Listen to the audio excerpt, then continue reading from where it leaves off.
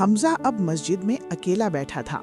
وہ بزرگ جو سوال بن کر آئے تھے اور خواب کی روشنی، سب کچھ اس کے دل میں گونج رہا تھا۔ اس نے پہلی بار اپنی آنکھیں بند کی اور دل سے دعا کی، یا اللہ، اگر یہ تیرا پہلا قدم ہے تو مجھے واپس نہ جانے دینا۔ اور اسی لمحے اس کے دل میں ایک عجیب روشنی چھا گئی۔ اندھیرا خود بخود ماند پڑنے لگا۔ حمزہ کے دل میں ایک سوال پیدا ہوا، دل کا دروازہ کہاں ہے اور میں اسے کیسے کھولوں؟ تب اسے احساس ہوا، دل کا دروازہ صرف اور صرف اللہ کے قریب جانے سے کھلتا ہے۔ اس نے قرآن کو ہاتھ میں لیا اور ہر لفظ، ہر آیت اس کے دل کے تاروں کو چھو رہی تھی۔ ہر لفظ ایک نئی روشنی، ہر آیت ایک نیا سکون۔